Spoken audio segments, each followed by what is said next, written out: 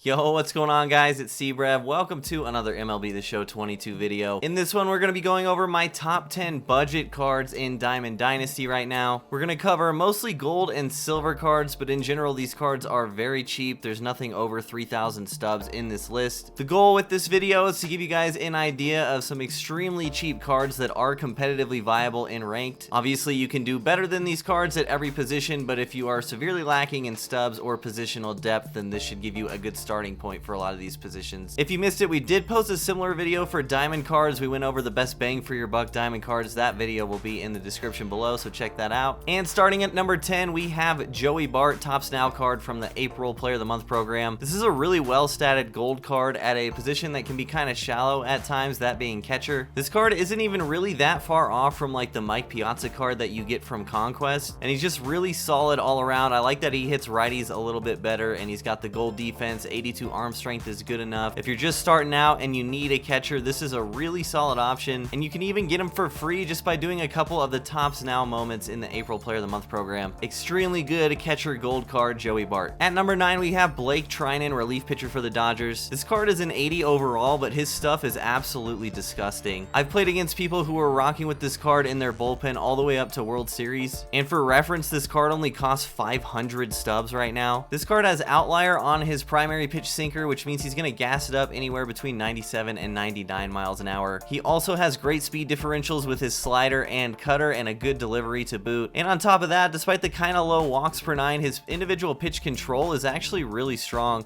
His lowest control is 80, and he has 99 on the slider, 96 on the cutter, and he's got 94 break on his sinker and 99 break on the slider. So if you're keeping track, his slider is max break and control. I talk often about how hard it is to find bullpen arms, especially early in the year. This card's pitch mix is absolutely ridiculous. He can definitely compete with a lot of the diamond relievers in the game right now. 500 stubs for this card has to make him one of the best budget options in the entire game. At number 8, we have Prospects MJ Melendez. You can get this card from a bunch of different Conquest maps, from doing mini seasons as well, or you can just buy him on the marketplace. He's only 1,700 stubs at the moment. I really like this card because he's pretty unique, especially for a budget card. He is a left-handed hitting catcher. He's got great power. Again, the 87 arm strength is going to play really well defensively at catcher, and I also really like that he's got a third base secondary. This card isn't necessarily pigeonholed into just playing catcher for you, so I think even as a budget bench bat, this is a really strong option. Not gonna find many left-handed catcher options throughout the year. We got Joe Mauer this year, who is new, but in general, it's a pretty rare thing to find. So having a left-handed hitting catcher or third baseman if you want to, with very good stats overall for under 2,000 stubs, is a really good deal. And again, if you're grinding stuff like Conquest and or mini seasons, you should be able to pick this guy up for free. At number 7, we have Live Series Nick Castellanos, 82 overall. If you guys watch any of my content last year, you know that I am obsessed with Nick Castellanos cards. I think his swing is incredible. He always plays so well for me at the plate. It's not active right now, but so far this season, this card has very often had positive inside edge and very often had it against right-handed pitching as well, which makes him incredibly balanced at the plate. Obviously, I'm looking at this card as a budget third baseman or first baseman. I really wouldn't want to play him in the outfield with that fielding and speed, but third base and first base are definitely positions in this game where you can have pretty poor defense and get away with it a lot of the time. And as far as bats for the price goes, this guy is high up on the list. And I wanted to show you guys as well, he does have a ton of active quirks, the most important one being dead red, which means he's going to get hitting boost versus fastballs. For a corner infield bat, this is incredibly good value, and he's currently selling for only 900 stubs. Coming in at number 6, our first starting pitcher, we have PEREZ from the Marlins. This card is an incredible budget starting pitcher, especially considering you need 5 of them when you're first starting to build your team. This is a great choice. There's 2 reasons this card is a great budget starting pitcher. One, his mid-80s hits per 9 and K per 9 is actually pretty on par with a lot of the diamond cards you'll see in rank so far this year, and his pitch mix is actually really disgusting. He has great meta pitches, those being primary sinker and then circle change and slurve are really good. The fact that he does only throw 4 pitches and one of them is a 4-seamer means your opponent may be able to pick up on your sequencing as the game goes along, so maybe consider having a shorter leash with this guy. But just starting out, building your rotational depth, this is a must-have guy for a budget squad. He is currently selling for 1,700 stubs, but again, it's another prospect card that you can get from Conquest and or mini seasons. At number 5, I actually have 3 cards in the same spot. They're all relievers that have higher overall diamond cards already in the game, and this is like their budget gold version. The first one we're looking at is CHAPMAN, and you can see with his inside edge, his hits per 9, K per 9 actually get pretty close to on par with his diamond card. Obviously, this one has a lot lower walks per 9 and is going to be a lot more wild than the diamond version, but he is selling for 1,400 stubs, so if you can't afford the diamond Chapman, this is definitely an option. Exact same pitch mix, and like I said, when he's playing up on inside edge, he's pretty close to the diamond. When he's playing down on inside edge, it definitely hurts though. The second of the 3 relievers is 82 gold Devin Williams, another card that when he's playing up on inside edge can get that hit per 9 K per 9 boost to bring him a lot closer to the diamond, but he is going to have worse control. Again, same exact pitches as well, and he's only selling for 1,000 stubs. And thirdly, we have 82 Kenley Jansen. This is actually really high hits per 9 for an 82 gold card. 110 is insane, and that's not even with any inside edge boosts. Also, cutter 2-seam slider is not as bad of a pitch repertoire as you would think, especially considering you can throw 2-seamers high and not get penalized with your par this year, which is different from sinkers. Overall, I thought all 3 of these relievers should be mentioned because they are just straight budget versions of already meta cards in the game. At number 4, we have 84 overall Topps Now Hunter Greene, another card that you can earn for free just by doing the April Player of the Month program and doing some moments to get the cards. I know a lot of people memed on this card when he came out because they changed his pitch repertoire drastically from what it was last year, and he doesn't have outlier. But all that being said, I still think this is an amazing gold starting pitcher card. I actually think he's probably the best gold starter in the game. Even though he doesn't have outlier, he can still regularly hit 100 with his 4-seam. Velocity is something a lot of people struggle with online, so you will be able to take advantage of that, especially at the lower ratings. And he's still got respectable off-speed pitches and speed differential. You know, he's got slider, changeup, curveball, which is a fine repertoire. But this is a gold starting pitcher card that you can earn for free that's going to throw 100 miles an hour against people online. I can't honestly say there's a better budget starting pitcher card in the game. And again, filling out your starting rotation depth is incredibly important, especially when you're first starting out building your team. Moving on to our top 3 now, and the last pitcher on the list, we have Silver Aaron Loup. This is a card I faced early and often as a hitter all the way up to World Series. Even though he is just a silver, even though attribute wise nothing really jumps off the page, this card is incredibly unique and incredibly deceptive online. He has pretty close to the best 4 pitches you can have on a card in the game: sinker, cutter, circle change,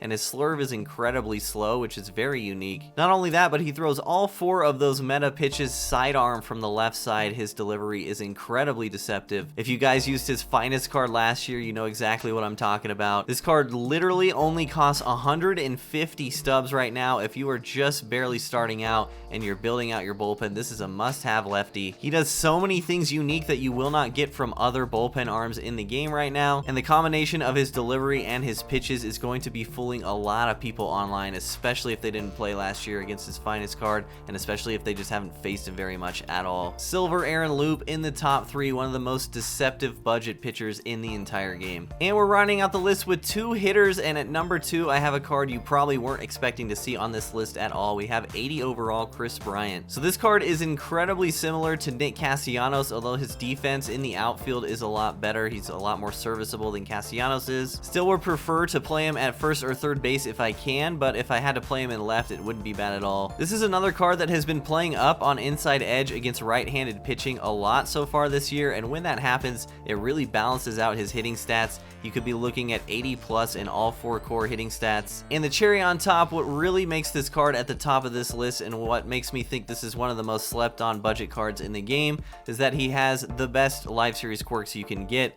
He has both dead red and breaking ball hitter, which means he's going to get hitting boosts on basically every pitch that is thrown. He also has road warrior and first pitch hitter as additional active quirks, but the dead red and breaking ball hitter is a deadly combination. This card is going to be a thumper of a bat, and I've always done well with Kris Bryant cards. This is an amazing budget option, and he's currently selling for 900 stubs. And rounding out the list at number 1, I have probably the most well-rounded gold card in the entire game, arguably the best gold card in the entire game. We're looking at 83 Tyler O'Neill. At lower difficulties, the mid-60s contact is not going to bother you that much, and the power on this card is really good, especially considering what you get defensively. On defense with this card, you carry a gold shield at any of the outfield positions, so you could definitely play this guy in center field if you wanted to, and then obviously he's got the 95 speed, which is amazing. Obviously, any parallel boosts are going to make this card even better. You can get him faster and with better defense. And then the cherry on top, once again, he has amazing active quirks. Just like Bryant, he has dead red and breaking ball hitter, the best active quirk combination in the game. And Tyler O'Neill has a few in addition that Kris Bryant doesn't have, such as Rally Monkey. This is a card you absolutely could start in the outfield and carry yourself all the way to World Series at this point in the year. I'm not even joking. If you compare him to a card like 90 Byron Buxton, he's really only lacking in contact versus left and defense. cards. This, in my opinion, is probably the best gold card in the game, and he is #1 on the list as the best budget card in the game. He is a little bit expensive compared to the other cards we've gone over in this video. He's selling for 1,750 stubs right now, but he is worth every single one. So that's gonna do it for the video. Let me know who I missed, who you thought should have been included in this top 10 budget cards list. I really hope I was able to provide you all with some great information, and for you guys just starting out in Diamond Dynasty, I'm hoping I can help you build your team from the ground up. Again, don't forget to check out the best bang for your buck diamonds video that we posted as well. That's in the description. If you would like to, drop a like on the video, subscribe for more MLB content. Hope you guys enjoyed the video. Take care, and I'll see you in the next one.